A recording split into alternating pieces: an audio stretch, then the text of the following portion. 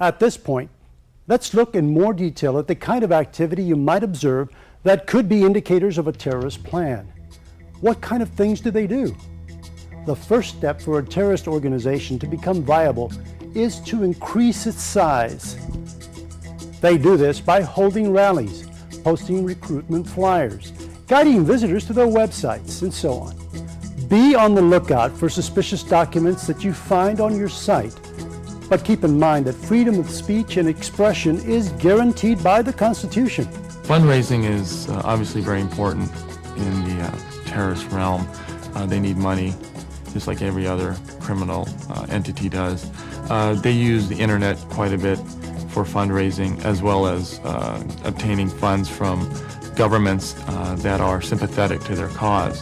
What we're seeing locally is the trafficking of narcotics, pseudoephedrine, as well as other drugs that are used for profits obtained from the sales are used to fund terrorist organizations in the Middle East, as well as other countries abroad. Another key step for terrorists is to get money. The easiest way to get money is to steal it. There is no record. ID theft, for example, is on the increase, and using another person's identification is an easy way to illegally obtain cash or merchandise that can be converted into cash. Property that is stolen can also be sold to generate cash. Terrorists frequently commit armed robberies to get quick cash. Naturally, all of these are serious crimes for whatever reason they are committed.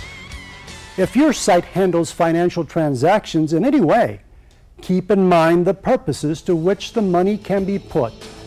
Also, if your site experiences the theft of uniforms, vehicles with company logos, etc., such kinds of activities should arouse your suspicions and be reported. The types of weapons that a terrorist can use are introduced in detail in the next chapter. But at this point, let's list the three main kinds. Conventional weapons such as guns, explosives, and incendiary devices. Chemical and biological agents. Nuclear weapons and radiological material. Here is what you should be on the lookout for. You are looking at various blasting caps to set off an explosion. If you see anything like this at your site, let someone know immediately. This image shows how a small homemade pipe bomb, such as the one in the top left-hand corner, can cause a major detonation.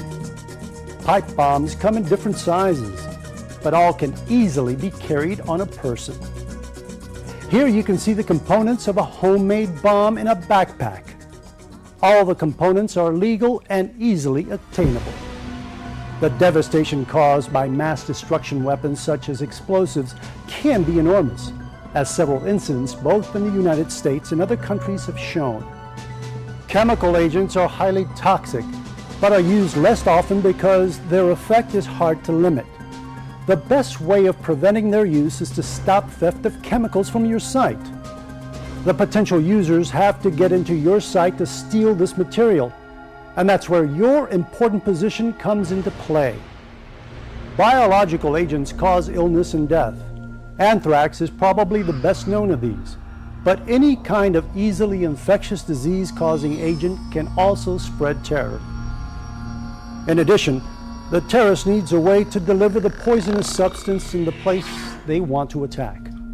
One simple and effective way is to place the biological agent into the air conditioning or heating system.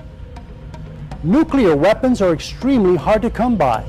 One possibility is for the terrorist to combine a traditional explosive device with radioactive material, the so-called dirty bomb. Your most important role is to prevent access to, transportation of, or removal of potentially dangerous materials.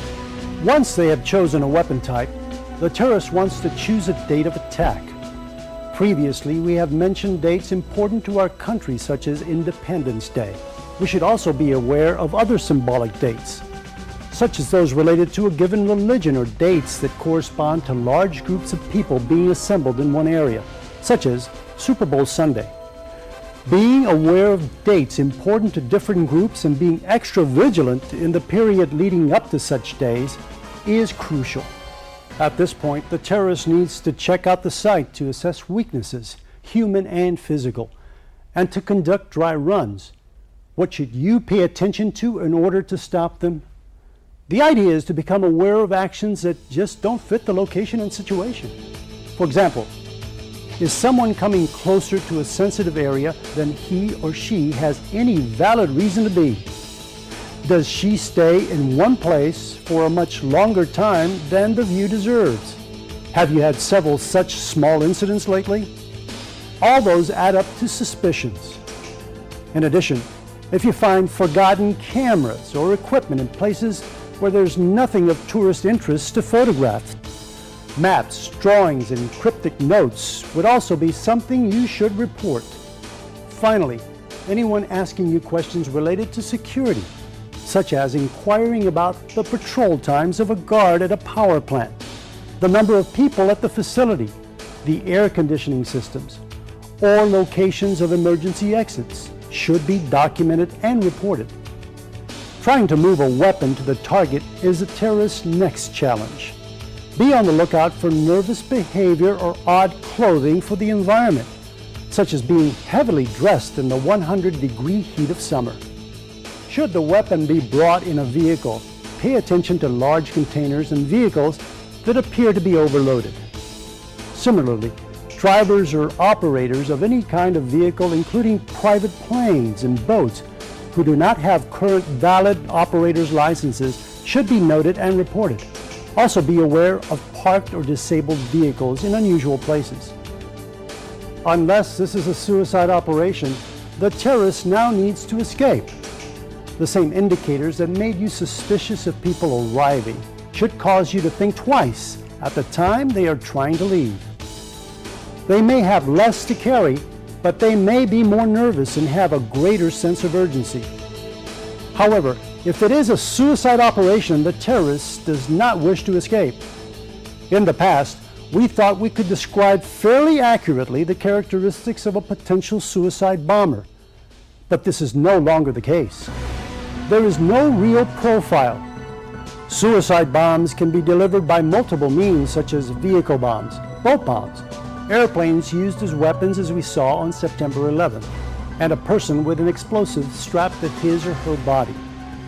Given that the terrorist does not want to escape, the pre-incident indicators are essentially the same as for non-suicide operations, with the possible extra stress of the knowledge of death leading to hesitancy, nervousness, or extra bulky clothing to conceal a device.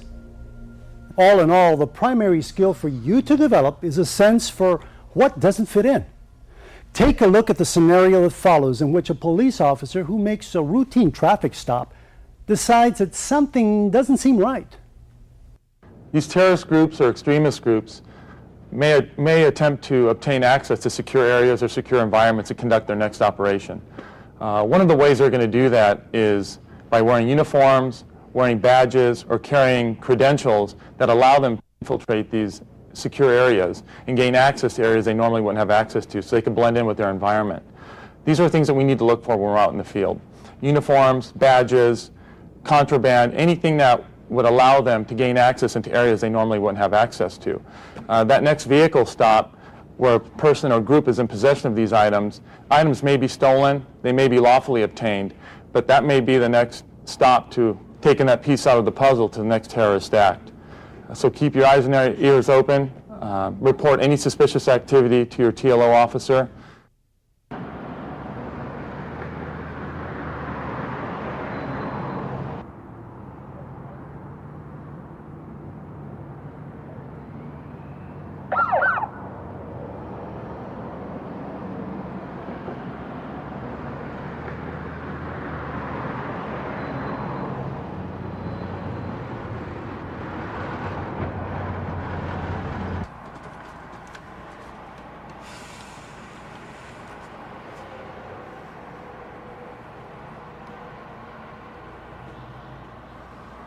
Good afternoon. Hi. I stopped you for failing to yield to a pedestrian. Oh, I didn't even see him. I'm sorry. Okay, do you have your driver's license and registration with you? Yes.